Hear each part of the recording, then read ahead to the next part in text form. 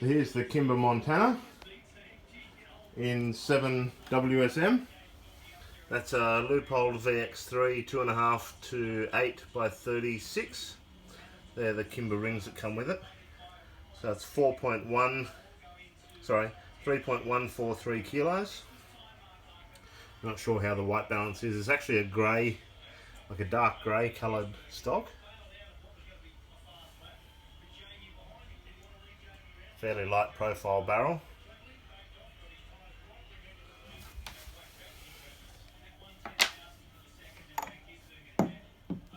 I think I'll probably fit that scope to start.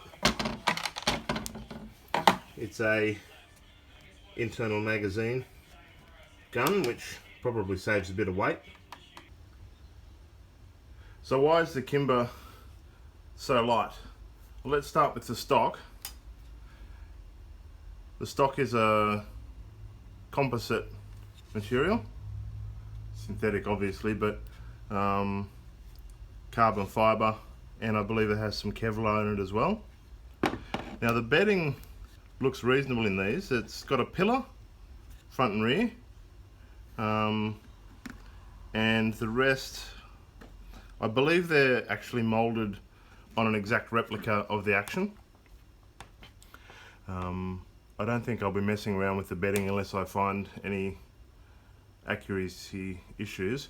You can see where the paint's rubbed off the rear of this pillar and not the front. That sort of tells me that it's not quite bedding flat, so we'll see what happens.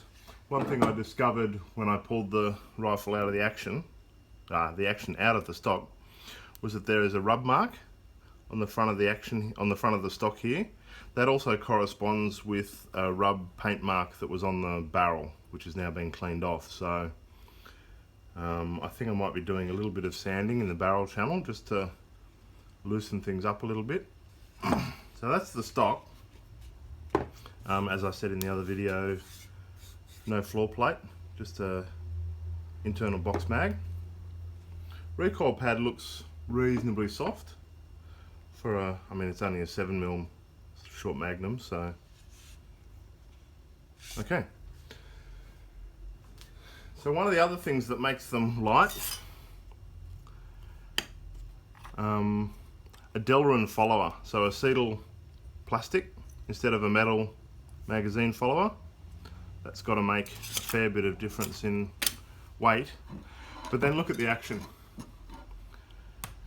There's, and a few people have already commented and posted photos of this, there's very little metal through the middle of the Action. In fact, where the rear mount goes, it's been slimmed down quite a bit. Adjustable trigger, 3-way adjustable, which is good. The previous owner has this set quite nicely actually. It's reasonably crisp at about 2 pounds, so I won't be messing with that to start with. Recoil lug. Yeah, so, and you notice there's not a lot of knocks on the barrel profile. So I mean, you imagine taking that Knox form 2 or 3 inches longer, it's going to add a fair bit of weight. Now the bolt, initially when I pulled it out of the rifle I thought, gee, the bolt's thin and light. They've taken some lightening there.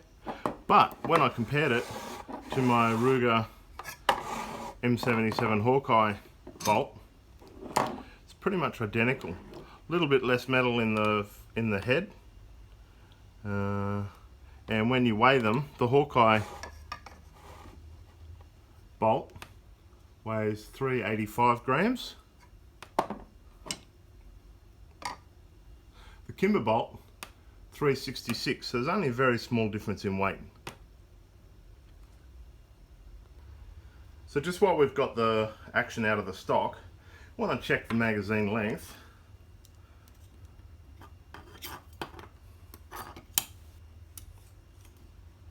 So the internal magazine length is just under 3 inches. In fact, I'd call it 3 inches, which for the metric amongst us, 76mm is probably a good cartridge overall length. Now these are 300 WSM brass.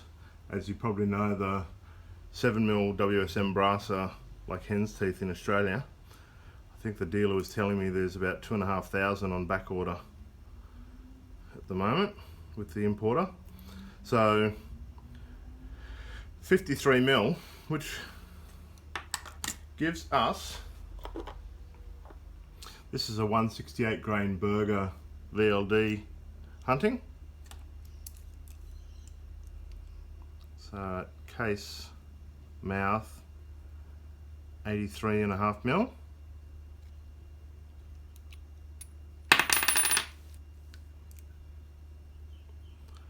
.53mm. Now the other bullet I want to check is the 162 grain Hornadies. These are the AMAX, the old AMAX. I've also got some ELDs to try. Slightly longer 84mm, 84.4. So there's slightly longer overall length for the bullet. Which, I mean, that could be as simple as boat tail length or something else.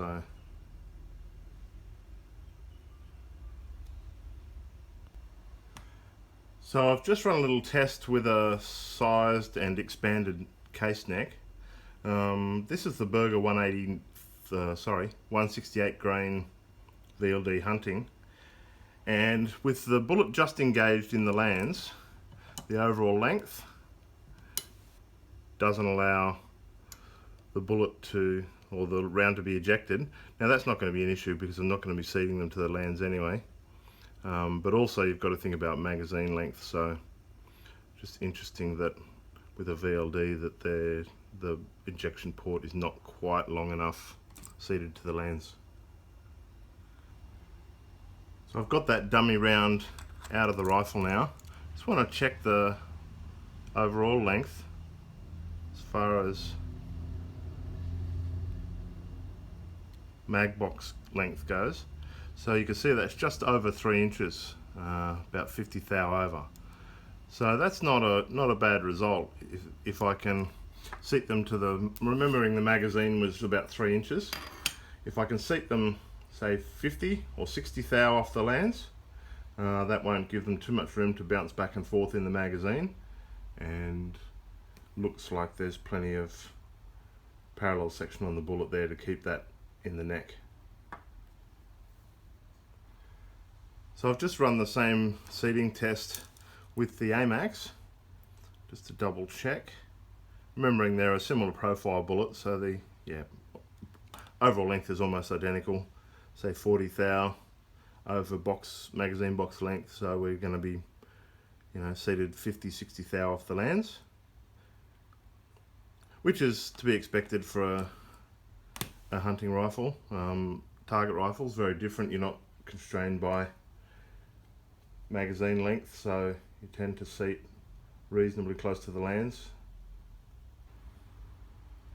Okay, so I've got the action back in the stock now, and I've also seated that 168 grain Burger VLD hunting in the case at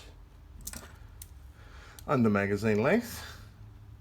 So it's 2.988, which is about 12 thou under magazine length. So I just want to check function of it with that load. So as you can see, there's room in the magazine. I don't know if you can see that. There is clearance in the magazine, which is minimal, which is the way I like it. Now it should feed and close nicely, and more importantly, eject a loaded round, which it wouldn't do seated at the lands. So as you can see, we've now got the action back in the stock. The reason I've done that is so that I can check feeding function from the magazine. I've got two dummies here I've made up. They're both bullets, sorry, the AMAX and the Burger. Now you can see they're both set up just under, about 5 thou under magazine length, which puts us about 50 thou off the lands. Which, remember, this is a hunting gun. It's not a target gun, and even though we're using VLD style projectiles for longer range shooting, there's not a real lot to be gained by chasing the lands and trying to seat as close to the lands as possible. You want the gun to function first and foremost. The last thing you want to do is wind up with a jam or something that won't feed or extract a loaded round. So let's just check these. So firstly, that they fit in the magazine, which they do, which you should be able to load both of those actually into the magazine. So we want them to chamber, which they do. Extract, also very important that you can extract a loaded round. Not a lot of clearance there, but I'm reasonably happy with that. And this is the AMAX. Relatively smooth action this. I'm very impressed with it compared to some of my Rugers, and ejects as well. Excellent, so I'm fairly happy with that. That's about where I'll leave the die set up for seating. And now I just need to work on finding some powder charges. Now remembering these are 300 WSM cases, sorry. So you can see there where I've necked them down to 7mm, there is a little false shoulder there. So what will happen the first time these are fired is that'll blow out. Now what I may do with these is seat some cheaper projectiles, seat them touching the lands with a very mild load, and that will hold the bolt face against, or it will hold the case head against the bolt face, and that'll allow the shoulder to blow forward rather than having too much clearance at the bolt face. Now the other thing I could do is seat these touching the lands with a mild load, find a nice reasonably accurate fire forming load and shoot the brass as it is. It'll probably mean that I need to single load the rifle for a little while till I get a decent number of cases formed, but that's probably the most economical path as far as barrel life goes. So I've got the rings mounted up to the action now. What I've done, I noticed, when I put the rings on, I put them on a 1-inch stainless steel bar and just check the fit. And I noticed there was a few tight spots. It was quite, like I couldn't rotate the bar in the screws. So what I did is just got some JB ball paste, smeared a little bit on each ring, and gave them a bit of a polish. And I'm not sure if you can see it on the camera, but just the top third of the ring on that side and a section there in particular that's about 4 or 5mm wide has had a really good polish, so quite happy with the way that's going to sit in there now.